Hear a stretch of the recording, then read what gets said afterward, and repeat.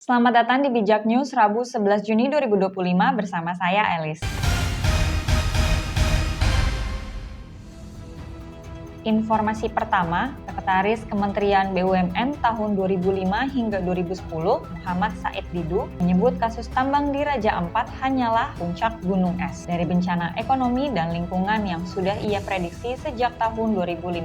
Menurutnya, era Presiden ke-7, Joko Widodo, telah merekayasa sistem tambang nasional dengan menyerahkan aset strategis kepada asing, khususnya Tiongkok, melalui skema hilirisasi yang melewati jalur resmi Kementerian ESDM. Masuknya tenaga kerja asing ke Morowali pada tahun 2015 adalah awal perampokan tambang oleh Jokowi, ujarnya pada Senin 9 Juni. Ia mengklaim izin-izin tambang saat itu yang diterbitkan oleh Kementerian Perindustrian agar lepas dari pengawasan dan menyebut dirinya ditolak menjadi Dirjen Minerba. Meski lolos seleksi karena dianggap menghalangi mafia tambang. Ada menteri sangat berpengaruh. Dia bilang ke Jokowi, siapapun boleh jadi Dirjen Minerba, asal jangan Said Didu. Jadi itulah awal rekayasa tambang, ungkapnya. Lebih lanjut, Said Didu juga mengatakan Erick Thohir dan kelompoknya sebagai bagian dari aktor yang merampas tambang, serta menyebut Menteri ESDM Bahlil Lahadalia tidak adil karena hanya menyalahkan BUMN, seperti Aneka Tambang bukan perusahaan swasta atau asing. Ada perusahaan Cina dan milik 9 naga di sekitar kawasan Raja Ampat, tapi tidak disebut, katanya. Ia juga mendesak Presiden terpilih Prabowo Subianto untuk membentuk tim audit nasional pertambangan guna membongkar praktik perampokan tambang di era Jokowi. Prabowo harus audit semua tambang, termasuk milik asing dan kelompok oligarki yang dekat kekuasaan, tegasnya. Ia menilai eksploitasi tambang ini telah melewati batas, bahkan masuk ke wilayah hutan lindung dan laut, serta menyebabkan kerusakan besar yang mengancam masa depan sumber daya nasional. Informasi kesehatan, Monita Tahalea atasi GERD dengan matcha sebagai pengganti kopi. Matcha bantu redakan mual, stres, dan nyeri dada, tapi ia tetap batasi konsumsi agar tak memicu reaksi negatif. Informasi ekonomi, GAC Aion rakit mobil di Purwakarta untuk pasar lokal dan ekspor. Pabrik ini penting bagi GAC dan telah mempekerjakan 300 pekerja Indonesia dengan target ekspor ke Asia, Australia, dan Afrika. Informasi olahraga, Patrick Kluivert akui keunggulan Jepang usai Indonesia kalah 0-6 di kualifikasi Piala Dunia 2026